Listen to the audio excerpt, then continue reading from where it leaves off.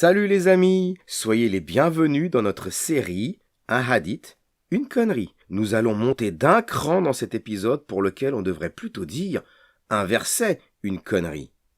En effet, nous allons voir dans cette vidéo comment l'Allah, en un seul verset, a poussé des millions de couples musulmans à pratiquer l'échangisme. Par contrainte, dans le seul but de ne pas lui déplaire. Quel polisson cet Allah! Commençons par écouter un passage croustillant d'une émission de Beurre FM dans laquelle la présentatrice, qui à mon avis a dû être virée immédiatement après, a commis l'effroyable erreur de laisser s'exprimer un auditeur apostat. La conne. Karim qui nous appelle de Paris. En fait, je voulais juste m'intervenir concernant la religion musulmane. Oui. Je trouve que en fait, moi, je suis un peu d'air qu'un ex-musulman. Un ex Je me suis béni un ex-musulman. Donc, Alors. en fait, moi, j'ai grandi dans l'islam et tout. Je pratiquais, je connais très très bien l'islam, même le Coran, les textes et tout. Et pour moi, les actes qu'ils font les gens, c'est pas genre ils le font comme ça parce qu'ils sont mauvais. Non, tout ça, ça vient de la religion. Si vous allez vraiment approfondir et comprendre vraiment la religion musulmane, vous allez trouver des choses vraiment mauvaises, des trucs. Par exemple.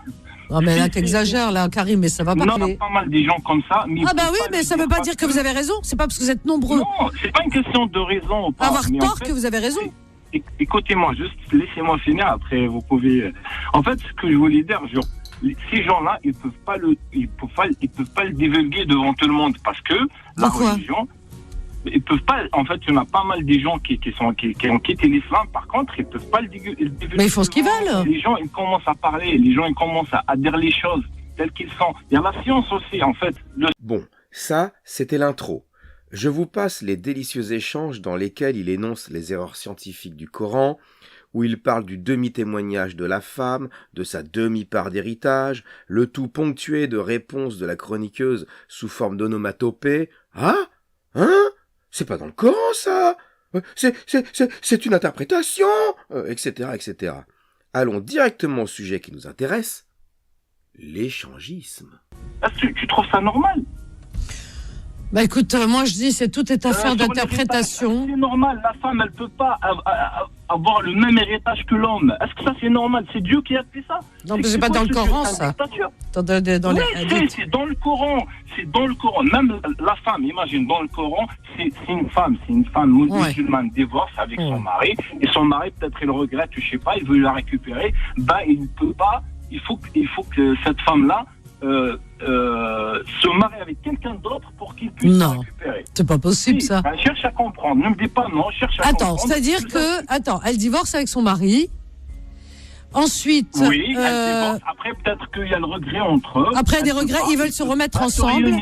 Une deuxième fois. Alors il faut absolument qu'elle se remarie avec un autre homme. C'est pas possible. Non. Ça. J'aimerais bien qu'on me le prouve ça. Tu sais, en fait, dans l'islam, on fait du maquillage à chaque fois. Ouais, non, il n'y a pas. Mais moi, j'aimerais bien qu'on me le prouve, ça. C'est-à-dire qu'une femme, si elle divorce, il faut... Attends. Il divorce, son mari et elle. Oui. Il y a un divorce. Il divorce. Après, peut-être, il y a un regret. Après, ils ont envie de se remettre ensemble, chose qui arrive. Hein. Moi, j'en connais des gens comme ça qui se sont mis ensemble. Effectivement. Mais entre-temps, alors, à condition qu'elle se marie avec un autre homme. C'est-à-dire qu'elle couche avec un autre homme, après elle revient. C'est ça, pour qu'il T'es sûr de ce que tu dis ?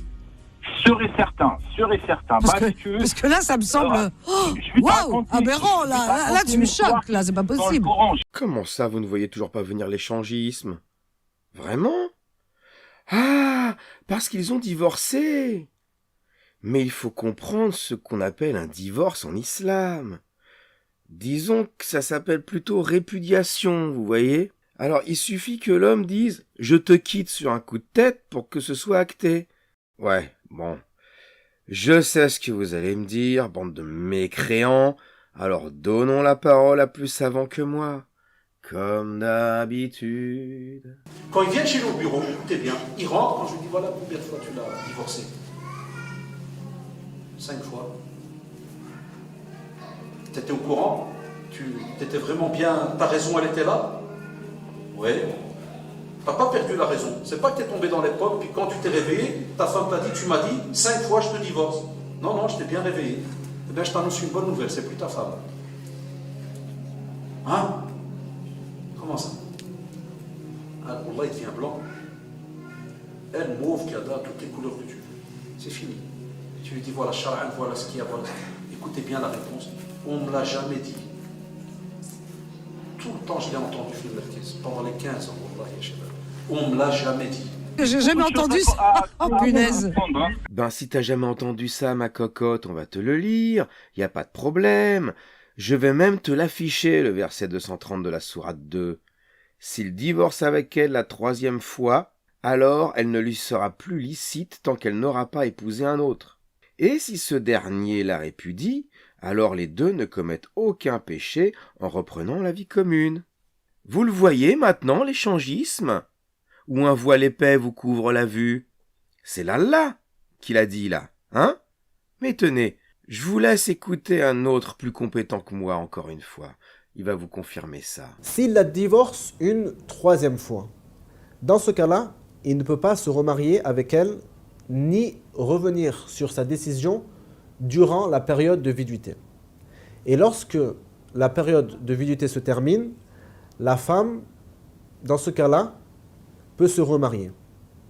Si l'homme, malgré tout, espère se remarier avec cette femme, il devra se remarier avec elle à certaines conditions.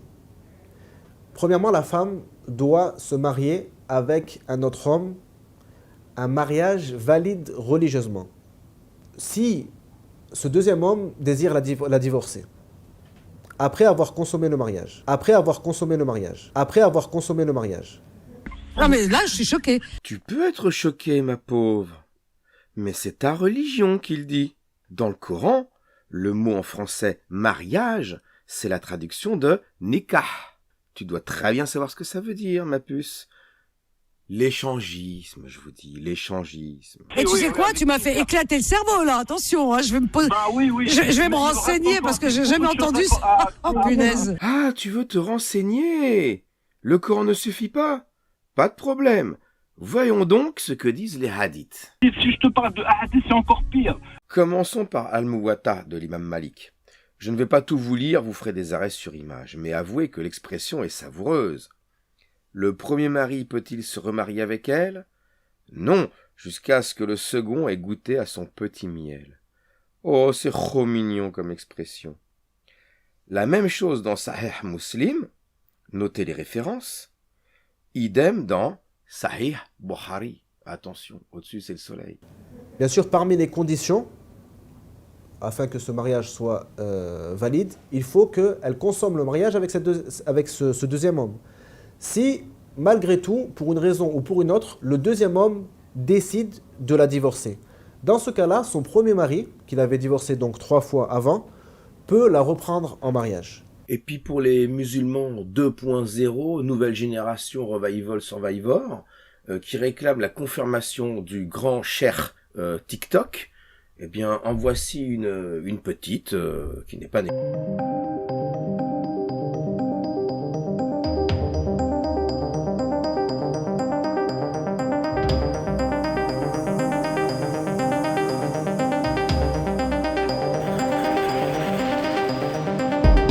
Temps de conclure, pensez-vous, de l'échangisme, et alors? Une rapide nikah, et ça repart, hop, comme en 40, ni vu ni connu, c'est sans conséquence.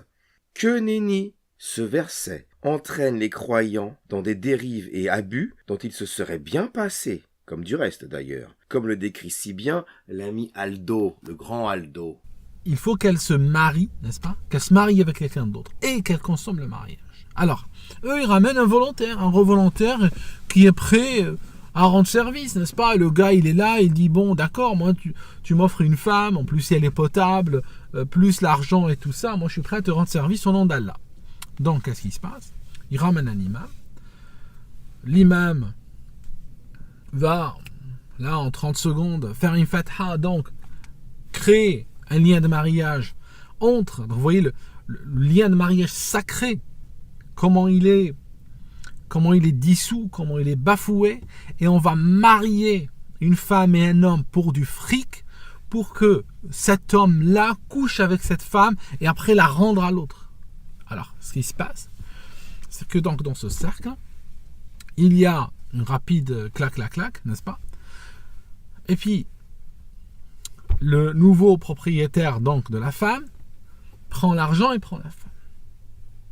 Il va, c'est le mot, il va la sauter quelque part, n'est-ce pas? Et après, il va la ramener, il va lui dire, bon, finalement, tu sais quoi? Je te divorce, tout ça c'est prévu dans le script.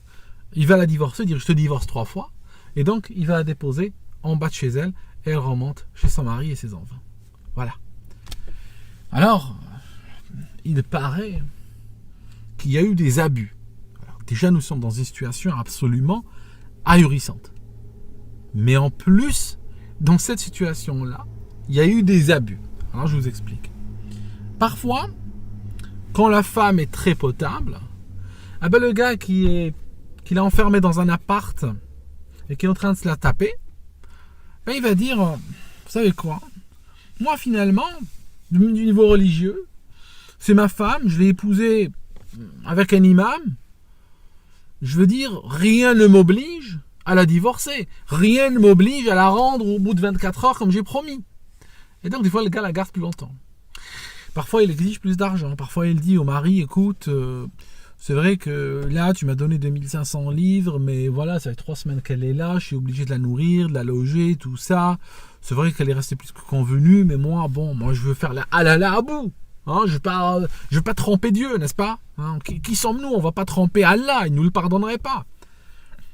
Et donc, des fois, la femme et son époux se retrouvent à payer des sommes de plus en plus considérables, parfois aller faire des prêts bancaires pour libérer la femme. Et donc, donner de l'argent à ce type pour que finalement un jour, il condescend à lui dire, tu sais quoi, t'es divorcé, juste casse-toi, quoi. Prends tes affaires et casse-toi. Voilà, pour qu'il lui dise ça. Et là, elle rentre chez son mari, elle rentre chez elle, et puis voilà. Et elle est halal, de nouveau.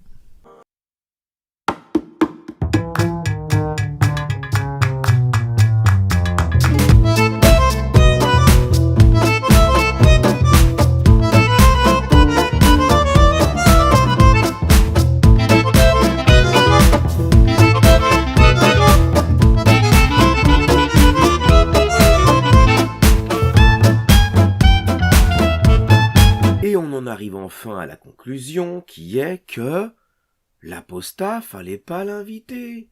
Les apostats, ils le savent que le Coran c'est dégueulasse. Vous comprenez? Et ils vous le disent qu'il est dégueulasse. Et ils vous balancent les sources. Alors les musulmans, fuyez. Fuyez quand vous voyez un apostat. Regardez ce que ça donne. L'autre, elle va devoir fermer son émission, elle va se faire virer. Jérémy? Allô? Oui. Qu'est-ce que tu as dit, Karim? Il y avait un truc qui m'avait choqué. Je devrais dire que Karim, voilà, il dit des choses. Non, mais un truc qui m'a choqué. Attends, je voudrais savoir, moi, parce que là, je suis curieuse. Karim, qu'est-ce que tu avais parlé de quoi qui m'avait choqué tout à l'heure? En fait. Ah oui, une femme qui divorce, il faut qu'elle épouse un autre homme avant de revenir vers son mari. Effectivement, ouais.